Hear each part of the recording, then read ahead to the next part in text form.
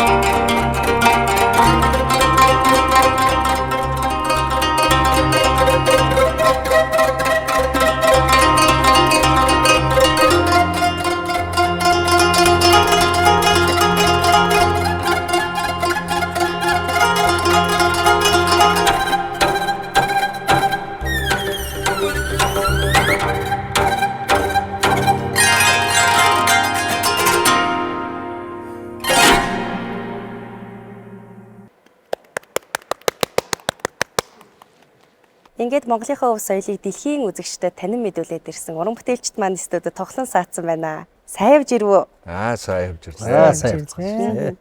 Жинхэнэ Монгол гэх нэрэн дор за хичнээн уран бүтээлч тэр Австри улсыг зориод ирсэн юм бэ. Австрийн Reader Promotion агентлаг. За Монголын их найрал хөгжимчдийн дэмжигчдийн холбоо гэдэг миний өөрөө тэргүүлж яадаг төрийн бус байгууллагын хооронд бол бас олон жилийн харилцааны одоо үр дүнд энэ 3 сарын 12-наас 18-ны хооронд Австрийн алдарт музикерийн буюу Вений филармоны гол одоо тэр танхим шүү дээ. Тэгээд тэрний одоо Брамс танхим. За Эйзенштадт одоо хотын Хайтен хоол гэдэг бас алдартай танхим.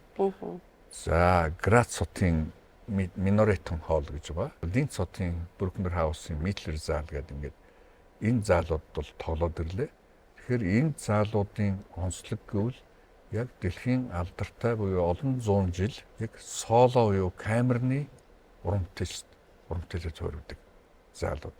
Бүрэлдэхүүний хувьд бол Монгол улсын мэргэжлийн урлагийн байгууллагуудын бүх төлөөллийг оруулж байгаа. Улсын дөрвж эрдмийн театр, үндэсний урлагийн их театр, улсын филармон ба морин хуур найрал, Монгол улсын консерватори, түүний дэргэдэх хөгжим бүжгийн дунд сургууль, за мөн нийслэлийн Улаанбаатар театр, за манай холбооны гишүүн гоцл морин хуурч одоо хөгжимчин Шин цог, лимбч буюу хэл хуурч, даваа сурам хамгийн залуу энэ бүрэлдэхүүний гишүүн бол Монгол Улсын консерваторийн дэргэдэх хөгжим бүжгийн дунд сургуулийн 9-р ангийн мэргэжлийн төгөлдөр хоорын сурагч Амар хоёрын түшигт гэдэг хөрхөн хүү явсан.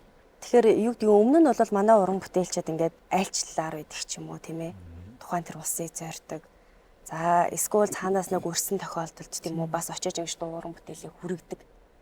Яг ингэж нэгдсэн бүрэлдэхүүн дор менежмент талын ингээд зохион байгуулах талын Монгол хүн хийгээд ингээд явж исэн тохиолдол ер нь байхгүй болов.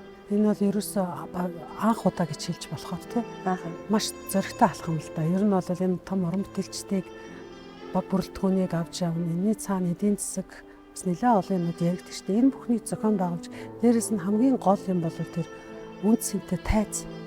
Энэ тайзан дээр бас тэгэл баргийн хүмүүс бас очиод тоглолтгоо гэдгийг очиод бид тэр орчуулагч бүхнээс нь мэдэрсэн. Тэр тайзан дээр гарахын тулд зөвлөл хуралддаг. Гарах уу тэр тоглолтыг оруулахгүй гэдэгтэй.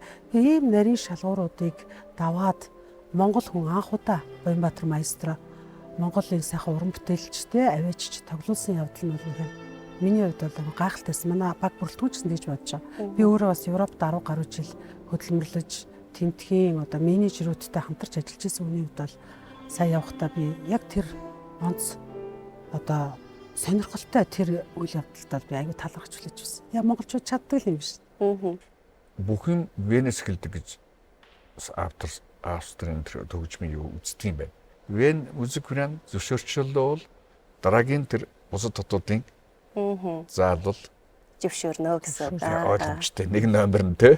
Тэнд ямар ч хөшиг байхгүй, ямар ч микрофон байхгүй. Тий. Манай Шин цог маань бол бас уран бүтээлчдийг бодох юм бол маш олон удаа бол гадны улсыг зорж бас энэ морин уурын сайхан хөг аялал байдаг юм уу тийм ээ. Энэ болгоны юм гэж хүргэж ирсэн шүү дээ. Тэгэхээр яг саяны дөрвөн одоо театр дээр өмнө нь очиж ирсэн үү? Ер нь бол Австрт 3 дахь удаага очиж ирсэн байна. Тэгээд яг энэ заалуудад бол анх удаа тэр алтан зааланд нь тоглолт үзэж явсан болохоос биш тий тоглоно гэж бас үнэхээр төсөөлж байсангүй. Тэгээд сэтгэгдэл бол тун сайхан байсан. Ер нь тэр акустик тэгээд зохион байгуулалт тэгээд тэр дуу дугуйлт тэгээд өөрсдийн тэр олон зуун жил хөгжсөн тэр дэг жайг байна л да ёс. Тэгээд тэр нь бол үнэхээр төгс гайхалтай санагдлаа. Дуу дугуйлтын хувьд илүү дэлгэрүүлж бас хэлээч. Ер нь хүний нөгөө сонсохын мэдрэмж нэг дэцэл байгаа шүү дээ тий.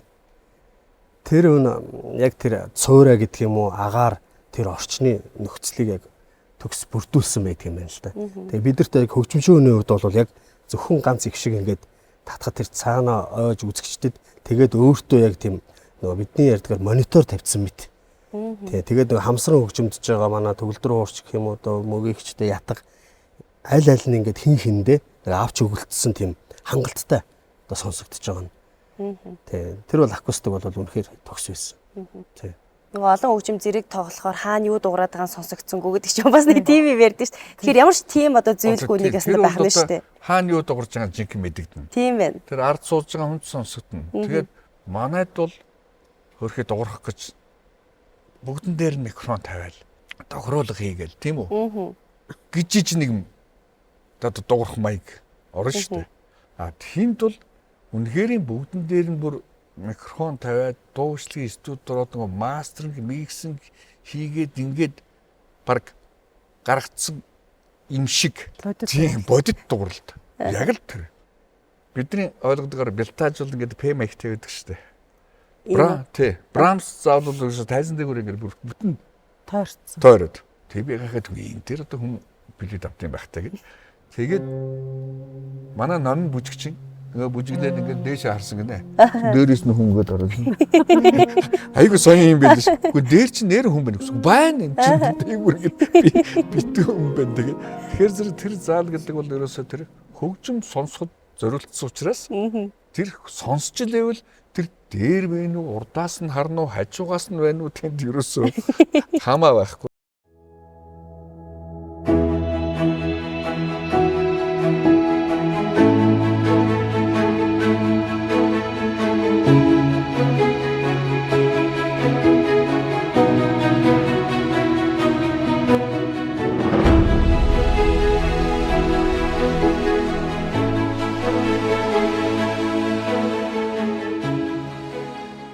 Монголын одоо хөгжмийн зохиолчдын одоо юм шилдэгүүдийн одоо тий шар угаа, чанцан нор угаа тий манай шилдэг одоо цагийн шилмэл үлцээ баяр, мөнх бол тэгээд энэ гайхалтай уран бүтээлчдийнхаа тэр гайхалтай бүтээлийг дэлхийн тэр одоо дивжээ, дэлхийн тэр тайз тавцан дээр нь гарч дэлхийд ийм сонин содон тий ийм гайхамшигтай пентатоник онцгой бид нар нэг өнгө аястай шүү гэдгийг харуулахын тулд хөв уран бүтээлч, хөв дуучид, хөв бүжигчин хүртэл өөрсдийнхөө хичээж зүтгэсэн.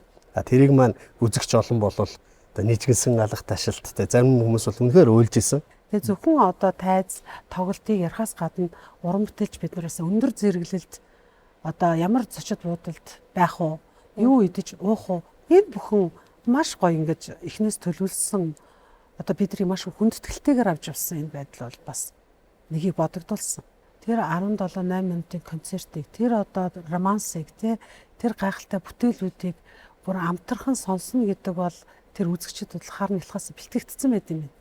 Гоё л байсан байна да. Гоё байсан. Ямар сандал буудлынхаа өглөөний цаг сандаа хийдүүлээ гэл.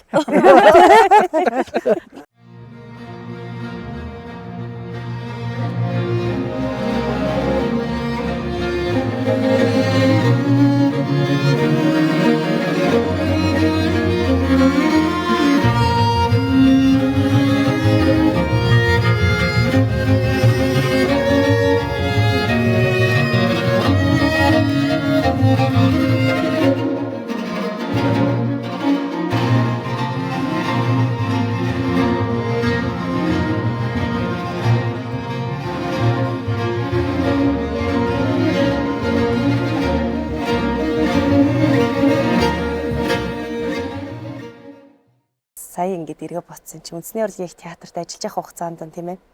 Бас Буянбаатар тэр тачтаа ингээд юм ярьж яхад өөрөө тухайн үед бас тэр хэлж ийсэн юм байна. Би яг энэ уран бүтээлчдийг дэлхийн тэр одоо зэрэглэлийн том тайзан дээр аваачаад тэр уран бүтээлчид дэлхийн бусад улс орны тэр зэрэглэлийн тэр одоо чадвартай уран бүтээлчид ямар буудалд байрлаа, ямар хоол идээд тэр тайзан дээр ямар одоо нөгөө санаа зовох зүйл гэхээр тийм ээ. Зөвхөн уран бүтээлээ ингэж толилуулаад тэгээ бууж болдгийм бэ гэдгийг би ингэж харуулахыг зордгоо. Гэт үндэсний урлагийн их театрын одоо уран сайхны удирдагч удирдаачаар ажиллаж байх тэр үедээ нэр хилжсэн санаанд орж байна. Тэр өнөөдөр тэр олон жилийн өмнө одоо ер нь ярьжсэн тэр зүйл маань өнөөдөр биелэлээ болоо. Өнөөдөр ингэж ирээд уран бүтээлчднээ санаа бодлоо хуваалцаад ийм сэтгэл өндөр байна гэдэг. Энэ бол бидний хувьд уран бүтээлчдийн хувьд Монголын соёл урлагийн хувьд том юм алхам болов гэж. Ер нь бол миний санаа бол энэ хөтөлбөрийг бүрдүүлэхдээ бидэнд хэдэн мянган жилийн өмнөөс өвлөгдсөн өвөл унцалтай арт түмэн шүү. Энийг одоо ингээ хамгаалаад явж ядгэн шүү.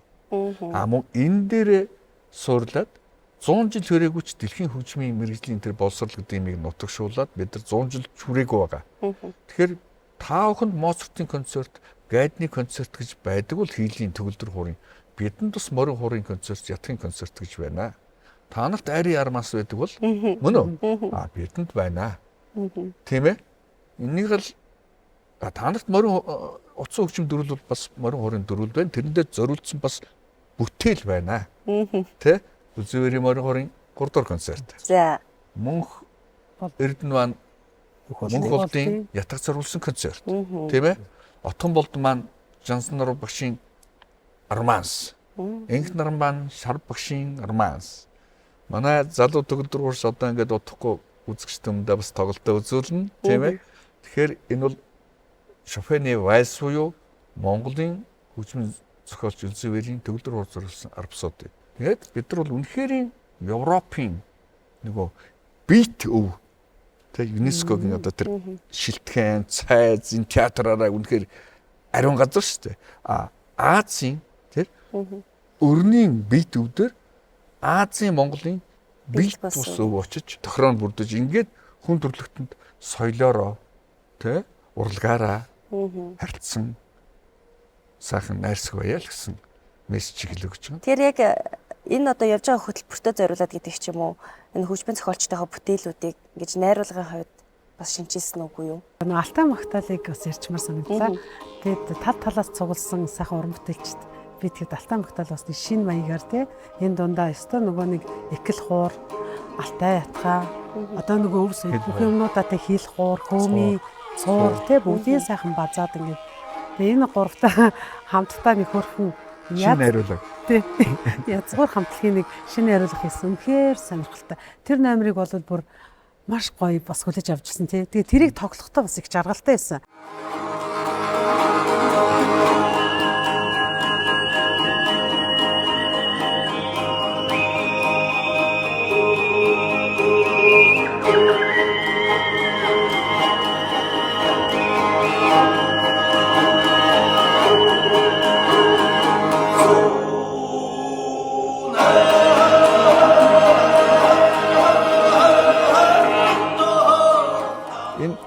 Алтай магтаал буюу язгуурын дөрвөөр эхний хэсэг дуустдаг. Албан ёсны 2 дугаар хэсэг морин хуурын дөрвөлөөрөө дуустдаг.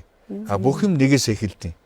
Тий, 1 болоод 2 болоод 3 болоод гэж явдаг баг тийм квартет болоод төгсгөл одоо код гарч ирээд Монголын тал нутаг. Энэ бол одоо юуны төгсгөл гэж ойлгож байна. Эхний нөгөө хайдны заалан дээр тий. Одоо Монголын тал нутгаа дуулаад бүгдээрээ тоглоод ёслоод 3 удаа тайзруу өргөдөж гарч дэжгэнсэн алга ташлтанд.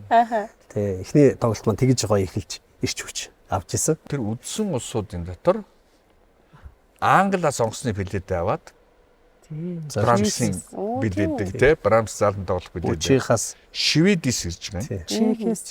Чихээс ирж байгаа, Бельгиэс ирж байгаа, Германаас ирж байгаа. Энэ концертыг үзэх гэж зарим нь онгоц тоглолтын төлөө. Бүр зарим нь одоо Шведээс ирсэнтэй юу бүр та нартай хамт нэг бодол бууна гэдэг. Бидний боссон концерт авсан тий. Тэгээд тэр бас баримт кино хийдэг Шведийн одоо яг манай үндэсний олон нийтийн телевизийн одоо манай Ёлках одоо тий Бадамсанбуу гэдэг одоо гой баримт кино өв соёлоор тим хийгээд мэрэгссэн баримт киноны найруулагч юм дагуул. Тэр хүн миний урилгаар одоо 190.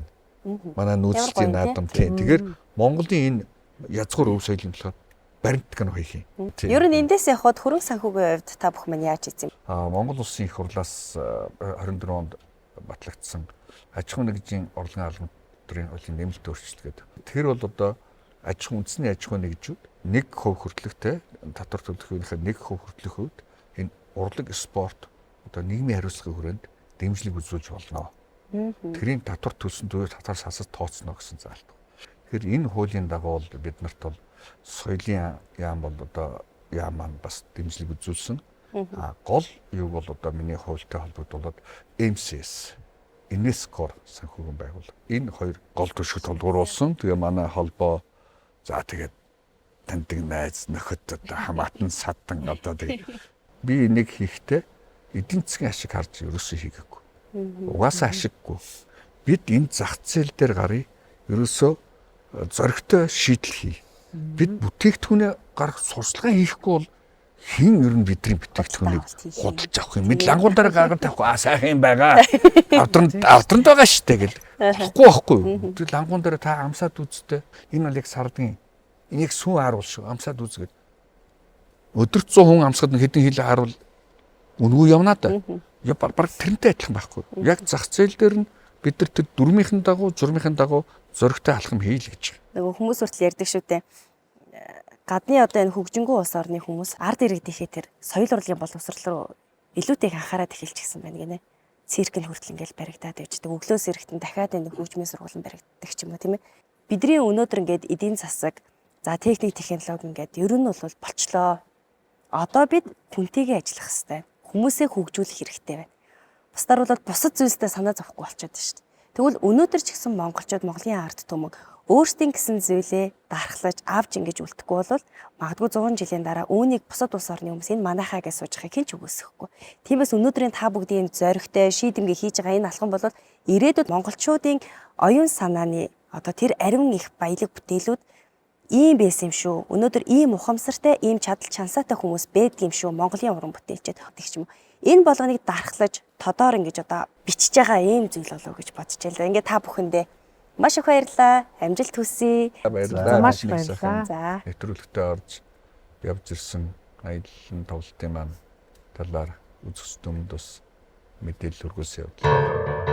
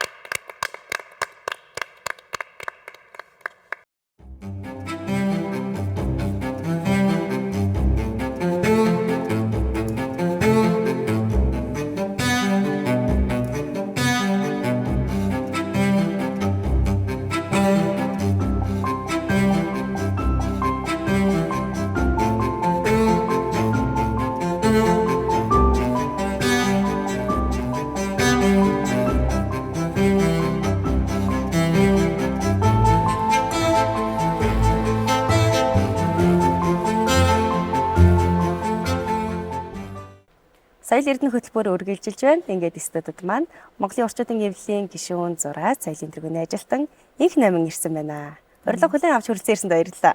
За сайн байна уу, баярлалаа. Өнөөдөр Монголын дүрслэх урлагийн бас нэгэн тод төлөөлөл, илэрхийлэл болсон энэ сайхан уран бүтээлч маань тийм ээ өөрөө сайхан хоёр бүтээлийг аваад студид маань ирсэн байна. Хоёлаа энэ авчирсан бүтээлээсээ яриагаа хэлсэн зүйтэй болоо гэж бодож байна л да. Яг хэдэн онд бүтээгдэж байсан ямар нэртэй ийм хоёр бүтээл юм бэ?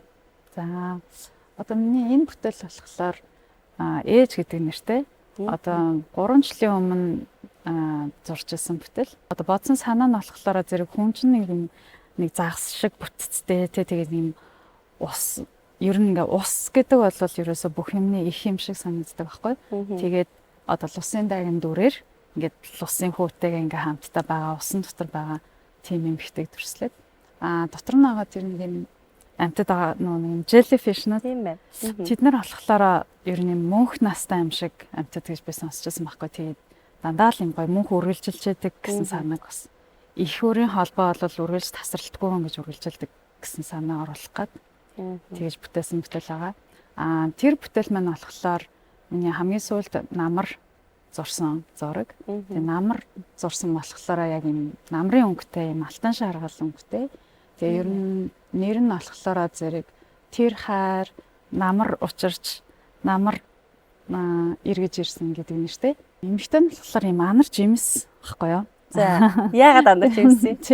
Зүгээр ингээд анар жимс яагаад чи надад нэг юм гоё гал хаалан улаан өнгөтэй тэгээд юм нэг аюу гоё юм нэг час исэн амттай гоё жимс санагддаг. Тэгээд эмэгтэй хүн нэг ингээд юм хөрхэн анар жимсээр төрслөх гоё юм шиг санагдаад эрэгтэйг нь болохоор би модоор төрсөлсөн. Тэгээ яагаад гэвэл мод бол энэ дэлхийн ертөнцийн дээр хамгийн урт удаан амьдарч чаддаг амьд бит гэдэг утгаараа дээрэс нь яг нэг ургасан газраасаа ерөөсө хөдөлтгөө те дандаа ингэж дээшээ тэмүүлжээдэг суурандаа байнга бас ингэж газар дэлхийгээр ингэж өөрөө ингэж холбогдож явж байдаг те хүнд ч гэсэн энэ чанар байвал их гоё юм шиг санагдаад тэгээд дандаа ингэ модыг хүн болгож эр хүнээр төсөөлж ингэж зурдаг. Тэгээд зүгээр л ингээд амьдрал бол ингээд хон хичнээн замбраагүй байсан ч гэсэн юм гоё хайртай учрах юм бол ингээд илбэг хангалуун ингээд юм гоё тайван амгалан ингээд амьдарч болно гэдэг ч юм уу. Нэг тиймэрхүү санаа бодож зурсан зураг. Уран бүтээлүүдтэй дүрслэх урлагийн ямар хэлбэрийг гэдэг юм уу? Ямар дүрслэлийг ерөн төлхөө ашиглая гэж боддгийг. Ер нь багаасаа зураг зурсан. Тэгээд Монгент гэж сургуульд нөгөө анхаал ер нь нэг тийм зургийн сургалттай сургуулиуд нар гэл байж хаад орж исэн. Тэгэл 10 жил зургийн ангид яваал дараа нь дүрслэх урлагийн дээд сургуульд сураад тий. Тэгээ ерөнхийдөө нөгөө багаасаа зурсан болохоор энэ дүрслэл нь надад өөртөө ингээд үлдсэн байдаг. Миний өөрийн туулсан энэ замынхан л илрэлт ингээд бүтцэн ийм дүрслэл юм байна гэж би боддог байхгүй. Тэгвэл сүүлийн үед би бас керамикаар баримл хийж бас эхэлж байгаа. Дүрслийн хувьд болохоор яг энэ нөгөө нэг зураг нь өөрөө ингээ амилцсан юм шиг нэг ясандаа ингээ 3D болж байгаа байхгүй юу. Тэгээ би хүүхдүүдийн зургийг бас одоо бүтээлүүдтэй аягүй ашиглаж байгаа. Ер нь Яагаад? Одоо яа тэгвэл манай нар ч одоо том нь 10 хүрж байгаа. 10-таа 8-таа. Тэгээд яг жижигээсээ бас аягүй их зурдаг байхгүй нөгөө харчаа. Зураг баримлын шаараар хийн. Манай нөхөр чинь баримлж байгаа. Бүр ингээ хан ман дээр ингээл зурчдаг. Тэгэл би нөгөө дуртай зургамд нь дуртай учраас зур гэл бүр ингээ хамаагүй сүүлдээ нөгөө доогоороо нуруу хөрхөө болонгууд нь сандал тавиал сандал дээр тавьж байгаа зураад тэгэл бүр обоон дүүрчингүүт нь обоог нь урж аваад цаатлын цагаан дээр мөртөл зураад тэр хүүхдүүдийн зурсан тэр гоё чөлөөтэй илэрхийлсэн тэр гоё дүрслэлүүд тэднийг ингээ бас өөрийнхөө бүтээлд бас ингээ гоё оруулж үлтээмэр санагдаад байгаа. Тэгээд тэр тэндээс нэг санаа бас гоё мэдрэмж аваад яшаадаг тийм гоё дүрслэлүүдэд байхгүй бүр би ингээд өөрөө хичнээн чөлөөтэй зурх гад ч заримдаа зурч чадахгүй тийм гоё чөлөөтэй дүрслэлүүд байдаг. Инх Намингийн маань энэ бие даасан үзэсгэлэн энэ 2007 онд бид 2 гэдэг. За 2012 онд дүр. За тэгээд цаашлаа тусгал, дэлгэр цаг, өөртөө хадгалсан орон зай гэдэг юм уу. Тэгэхээр хамгийн анх одоо гаргасан тэр одоо бид 2 гэдэг үзэсгэлэн байна. Одоо ямар сэдв хахуулгын хүрээнд байсан. Түүнээс хойш өнөөдрийг болтол яг хичнээн бие даасан үзэсгэлэн ер нь гаргацсан байна. Хамгийн анх үзэсгэлэн гаргасан шалтгаан нь болохоор дөнгөж сургуулаа төгсчвөл нөгөө Монгонд буцаа багшлах гээд очсон байхгүй. Тэгээд очсон чинь маа нөхөр бас дүрслэгийг төгссөн, жил ажилласан. Тэгэнгүүтээ Монгонд бас ингээ битээр таарсан. Тэгээл нөгөө Маань нөхөр болохоор надаас өмнө нэг бас бидаас үзэсгэлэн гаргацсан байсан. Тэг би болохоор нөгөө дөнгөж сургуулаа төгссөн маань шүү дээ. Тэгэл хойлоо гоё юм ярьж байгаа л хойлоо ер нь үзэсгэлэн гаргая гэд. Тэгэл тэр үед ерөөсөө зүгээр л юу хийж чаддیں۔ Юу хиймээрэн тэрийгэ хийя гэд тэгээ хийжсэн баг. Нэг тийм айхтар санаа бодол гэхээсээ л зүгээр л гоё өөрсдийнхөө хийсэн юм хийж чаам чинь хойлоо зүгээр бит хоёр гэдэг нэр өгчээ.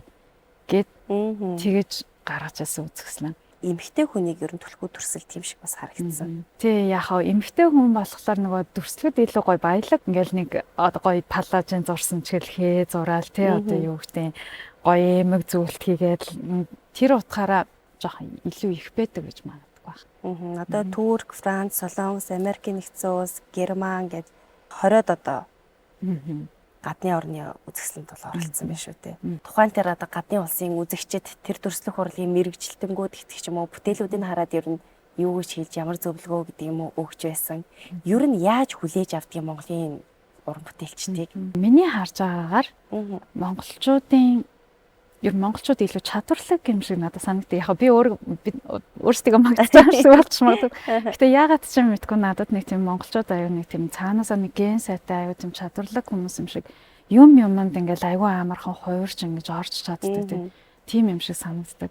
Яг манай ингээд уран бүтээлчдийн үндсэн зорилго нь би боддоо одоо бид нар ингээд тэнд очиход инх намин гэдгээрээ биш Монгол гэдэг нэр нь бас явж байгаа шүү дээ. Тийм учраас гоё үндэснийхээ онцлог түүхч байдаг ч юм уу те. Тэр юмыг бас аль болгоны гоё харуул бид нар тэргээрээ ялгарах учраас бас тэр нь илүү гоё чухал ах юм болов гэж боддог. Тэгэхээр ер нь уран бүтээлчид нэг дорх ингээ хамтдаа байгаа түн дундаа ингээ сайхан гэр бүл болоод тийм ээ. Ингээд явна гэдэг нэг нэгэндээ илүү их юм одоо санаа сэтэл өгөх байдаг ч юм уу. Нэг нэгэндээ илүү их ингэж дийм болдог болов. Одоо би жишээ нэг төөрцөн одоо энэ дээр яад юм лээ гэж бодож хаад манай хүн яг зөв оновчтой юм хэлдэг ч юм уу те. Хэрвээ урлагийн үнэтэй биш байсан бол би тэрийг өөрөө л бодож болохоос аргагүй яддаг ч юм уу те. Нэг тиймэрхүү ер нь бол урлагийн гэр бүл байх бас их гоё. Урд нь бол битээр бүр хүүхдгүй байхдаа бол ерөөсөө ингээд бүр хоолны мөнгөгүй байсан ч санаа зовхгүй зураг суучдагсан. Одоо бол ялцж байхгүй нөгөө өөр хүүхдтэй хүмүүс ч бас аягүй хариуцлагатай үүрэг хариуцлага хүлээж байгаа учраас бас арай жоохон хязгаарлагдсан. Гэхдээ л стил аягүй гоё хэрэгчлөөтэй. За ингээд өрлөг хүлээж авч хүрэлцэн ирсэн. Их намдаа баярлалаа. Уран бүтээлийн их амжилтыг хүсэж байна. За баярлалаа. Соёл эрдэнэ хөтөлбөр үргэлжилж байна.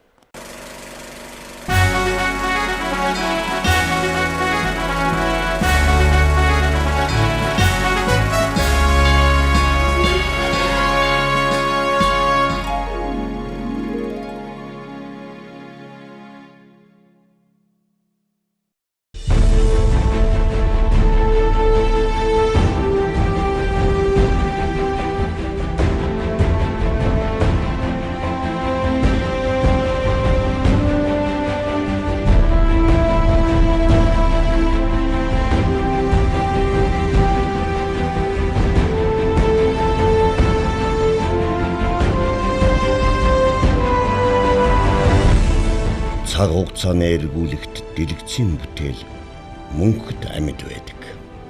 Энэхүү амьд урлагийг өөрийн уран бүтээлээр үргэлжлүүлж, кино урлагт өөрийн нэрээр сийлэн үлдээсэн найруулагчтай он цаг энэ мөчөд эргэн дурсаж байна. Соёл эрдэнэ хөтөлбөртэй хамтаага үзэгч та бүхэндээ баярлалаа. Ингээд дараагийн зочин маань студид маань тоглон саацсан байна. Энэ хүн бол кино урлагийн дээд сургуулийн багш, найруулагч, өнөр жаргал юм. Танд 40 минут хүргэе. Баярлалаа. Та бүхэн ч гэсэн үзүүн мэндийг хүргье. Уран бүтээлийн ол замыг арим байна уу? Ер нь бол ариун байна шүү. Урлагийн салбар, түүн дундаа кино урлагийн салбарт ингэж хөл тавих болсон шалтгаан нь тэр бага наснаас тэр ижээ автаа нас ингээ холбоотой болов уу гэж бодож байна л да. Би бол өөрөө Архангай аймгийн Хотон сум.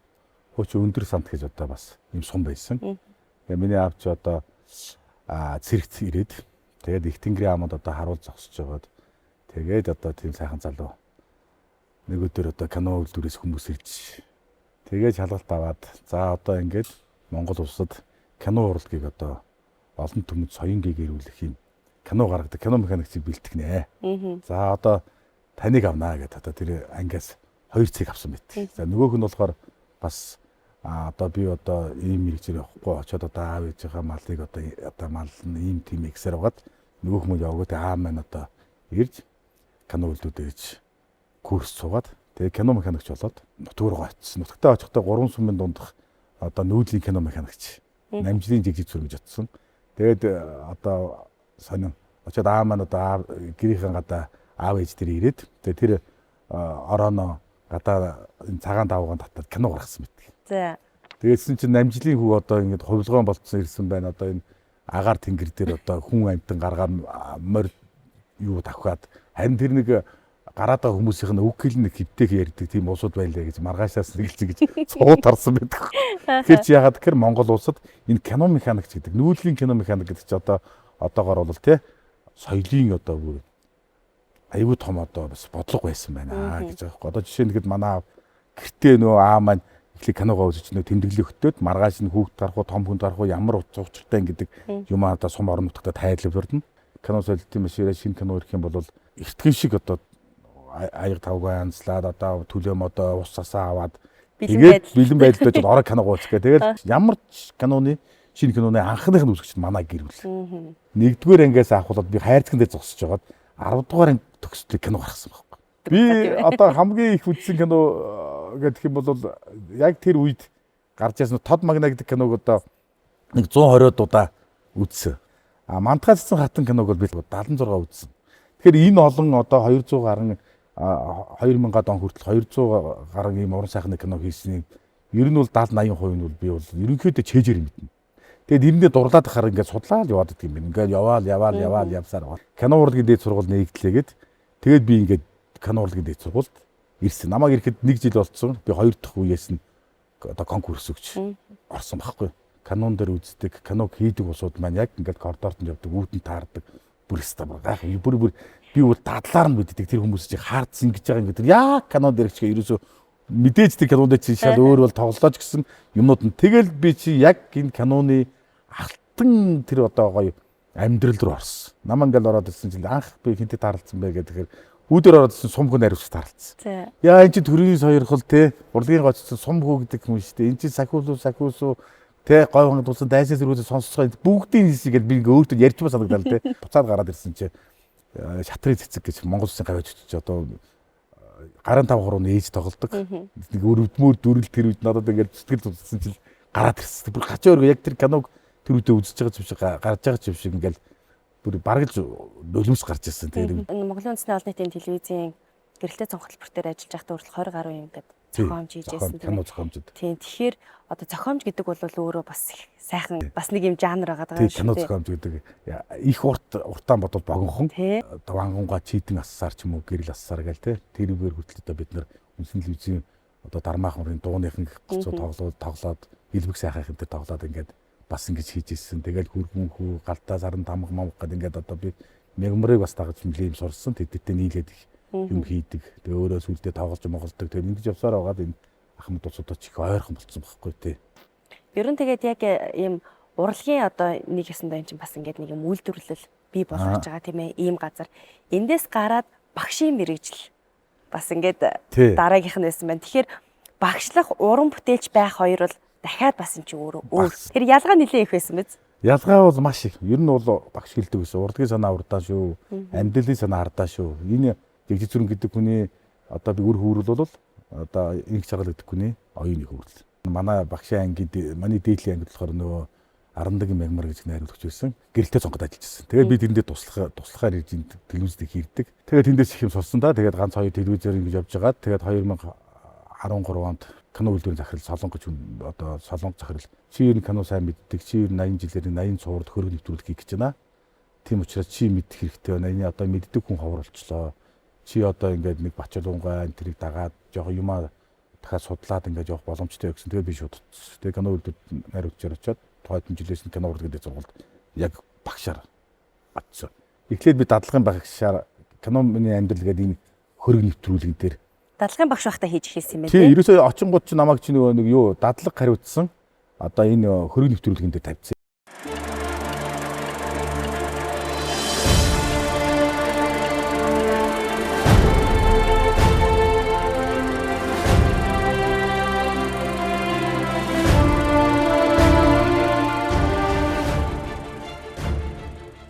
Тэгээд хүүхдүүд чинь нэг сэдв авангуудаа одоо жишээ нэгэд цагааны цэгмэд те дорлогч бадам гарав ч юм уу хөрч юм симплмаа гэх юм бол энэ хүмүүсийг чи ямар кинон тоглосон юм, ямар найруулагчтай ажилласан, ямар зохиолтой ажилласан, ямар дүр тоглосон гэдгийг би өөрөө нөгөө багасаа чийжээр мэдж байгаа учраас тэр хүнээс яриа авна. Тэр каноноос тэр хэсгийг авна. Тэрдээс нь тэр диалог авна. Чи ингээд явчихаар маш ойрхон болчихгүй юм. Тэгээд би чи эхний 43 хөрөг нэвтрүүлэг хийгээд хойдон жил нь тэр анги төгссөн. Тэгээд л одоо анхныхаа ангийг аваад явсаар аваад ингээд би одоо 4 анги төгсгсөн. Миний чамнэр бол маш сайн явж байгаа. Тэгээд ангиа төгсгсөн ч гэсэн бас жил болгон хүүхдүүдийнхаа хөрөг нэвтрүүлгийг удирдах одоогоор явж байгаа. Энэ жил гээд 19 хөрөг нэвтрүүлэг хийн. Тэгээд одоо ингээд 220 болоод ингээд 20 дугаар зууны ер нь кино урлагийн түүх ерөнхийдөө л одоо энэ хүмүүсээрээ дуусч байгаа. Тэгэхээр энэ кино миний амьдрал гэдэг одоо бол яг 200 дөрвөл кинод бол бэлэн болсон байгаа юм байна. За мэдээж жүжигчдийг бол Монголын ард хамгийн сайн мэддэг. Тэр дэлгэцийн ард байсан тухайлбал ямар уран бүтээлчтэй ямар хүмүүс явах. Тийм. Тэгэхээр кино өөрөө нийлэмс урлаг гэж ярьдаг. Маш олон хүний одоо оролцоотой. Маш олон хүний оролцоотой. Бүтдэг өөрөө урлаг. Одоо тулгын 3 чулуу гэдэг юм бол найруулагч, зураглаач, зураач гурал байна. Энэ 3 баг. Тэнгүүд 2 багна гэж байна шүү дээ. Одоо ганц дээр үү? 2 багн дээр нь зохиолч, найруулагч 2 байна. Зохиолч чи тэр зохиолоос нь сэдвлээд авцсан, зохиолоо авцсан бол зохиолчийн оронд ерөөсөө л зураглаач. Тэгээд энэ Монголын кинонд чинь зураглаач байж байгаад найруулагч болсон маш олон хүн. Жигжидгой гэхэд зураглаач байсан хүн. Цогтойч киног 1945 онд зураг нь авсан хүн Монголоос нь. Тэгээд 24 настай төрийн шагнал авч ирсэн. Дараагийнх нь Балжин гой байна. Олон найруулагчтай хамтаж ажиллаж дахиад олон кино хийсэн. Тэгээд халтрын дамжин гэлээ дахиад ингэж явчихдаг те. Кино ч өөрөө тэр үчи хальсаар хийдэг учраас нөгөө цэхүүд одоо пленки цэх те. Ингэж явчих. Тэгээд нүүр хуургалт. Тэгээд инженери техникийн ажлууд гэрэлтүүлэгч.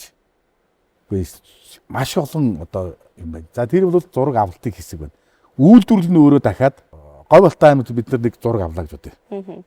Тэгээд 300 хүн цэрэг мэрэгтэй байлдаж байгаа ч юм уу нэг юм олвол наадам хэсэг авчаад тэндээс чи зураг авчаад 169 хамгийн хурдан 60-аас думаа жиблэх гэсэн. Явсаар байгаа 2 хоног явсаар байгаад каналууд дээр ирнэ. Каналууд дээр хөнгөд 3 ээлжээр хайлт боловсрол цэх ингээ ажиллаж байгаа. Тэнгүүд нь тэнд нь өгөөд угаалгана. За нөгөө явсан улсууд ирээд үзэн штэ.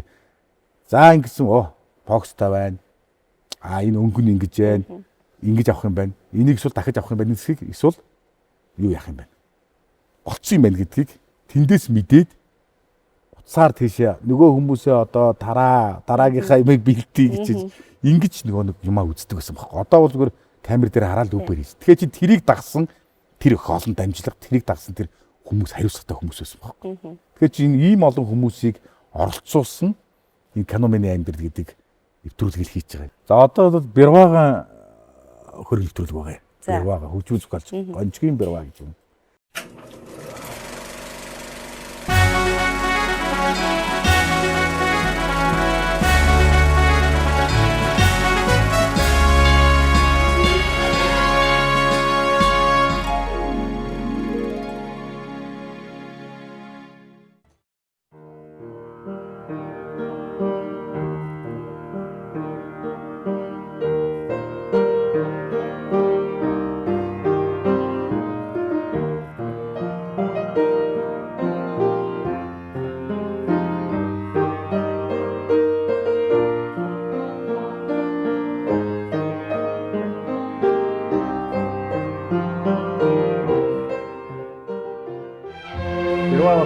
Уран бүтээлийг та бүхэн надаар илүүлдэггүй өөрснөө сайн мэдэх учраас өнөөдөр түүний уран бүтээлийг тавтаас үзнэ гэж бодож байна. Гайхамшигтай түүхэн гудсвал Монгол киноны одоо хөгжим чимэглэлээс үүсч гарч байсан гэдгийг би хэлхийг хүсэж байна. Мэдээж хөгжмийн удирдаач эхлээд киноны хөгжмийг бишиж амьдруулахад их чухал үүрэг гүйцэтгсэн. Эмнэлтэй хөгжим зохиолч юм. Өөрийнх нь оюун ухаан онгод аяас зориулсан гэж ойлгож байна. Бэрвах дуунууд нь голдуу вальс ритмийн темптэй дуунууд их бичдэг хүн байсан. Нийслэлгүй киноны хөгжмөгдсөн. Нэг 20 жилсэн хачтай гэдэг дэмбэний аргаар гарсан тэрийг үзчихвэл бас хөгжмийн зохиолж яаж ажилтдаг юм бэ нэ. Бэрвах бол кино зураг авч байгаа, өөрөө хөгжим бичиж байгаа бол кино зураг авч байгаа талбай дээр очиж ингээд ирээдүйн юмнуудыг харж явчихдаг. Тийм хүн байсан. Тэгээ тэмээний жонжитой тааруул тэр одоо хөгжим бичсэн жишээтэй. За цогцлогоо хөргөлтүүлдэг байгаа. За жүжигчээс гэх юм бол чойн хүрэлж хийдэг. Гэрлэж амжаагүй явна киноны нөгөө бат инженер Зандраагаа байж тийм үстэй Монголын киноны одоо анхны мэрэгжлийн зохиолч. Ер нь ойролцоогоор хичнээн минут үргэлжилдэг. Ер нь бол 15-аас сүүлдээ одоо Монгол Улсын ардын жүжигчин Дагирын зугаан юу яасан. Дундгой аймгийн Үлзий цум 100 жил болоод тэгээ Дагирын зугаан хөрөг нэвтрүүлэг хийхэд 40 минут болоо да. Тий. Одоо цогцлогоогоо 100 жилийн зориулсан тэр одоо хөрөг нэвтрүүлэх гээд 24 минут. Яг сүүлрүүгээ нэг жоохон заримыг жоохон сунгаад өөр юмтай цуг ашиглаж байгаа. Ер нь бол миний формат бол 15 минутанд энэ хүнийг л гаргая гэсэн тийм юу таахгүй. Энэ кино миний амьдрал гэж нэртэй энэ баримтат кино хийгээд байгаагийн цаатлын зорилго тань юу юм? Яг энэ ингэх юм байна. Бид нар бол нэг энэ манайхан ярьдаг л да соёлын бодлого гэж ярьдаг. 20 дугаар зууны кино урлагийн зүтгэлтүнгүүд. Тэр үед энэ кинонууд нь ямар ач холбогдолтой вэ? Одоогороо үздэг шүү дээ, тий. Одоогороо хүмүүс нь үзсээр байдаг. Яагаад гэж байгаа гэхээр энэ чинь сайн хийсэн ба шүү дээ. Энийгээ бид нэр бит бус үг болгож энэ одоо юу болгоё?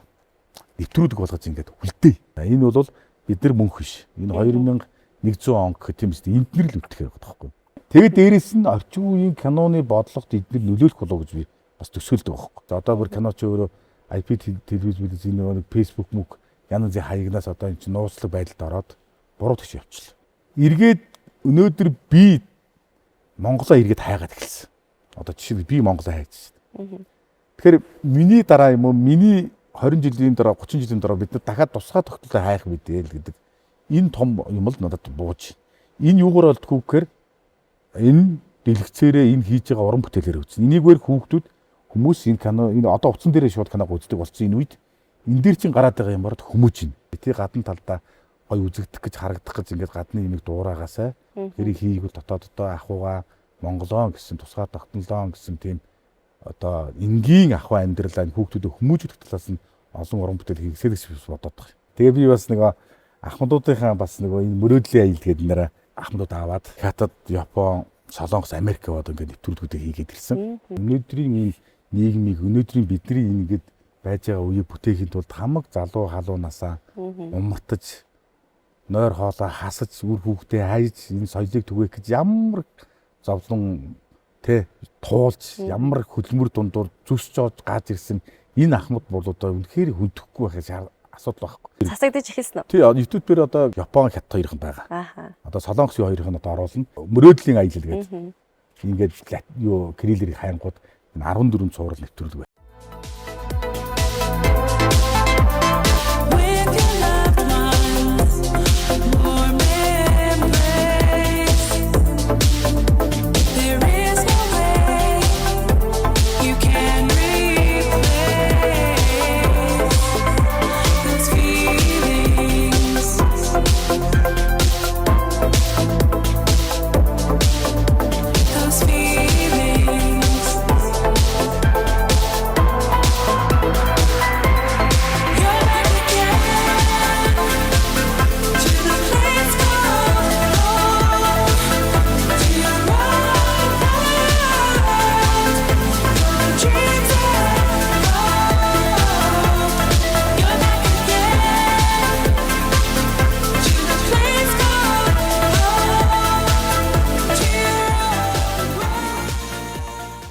Та бүгдээ кино уран бүтээлүүд за одоо бас хийж байгаа тийм ахмадуудыг аваад ингээд сайхан баримтат киноны аялал гараад явж байгаа. Тэгэхээр энэ болгоно нь ирээдүйн очоод маш их өв болж үлдээсэй гэж хүсэж байна. Урилга хүлээж авч хүрэлцээрсэн танд маш их баярлалаа. Урилгаас сайн гэрүүлж байгаа нийт энэ урлагийнхаа бас хүмүүстэй Монголынхаа одоо үзэгчдтэй бас энийг одоо бас талархлаа гэж хэлье. За баярлалаа. Уран бүтээлийг хэмжилтийг хүсэж байна. За баярлалаа.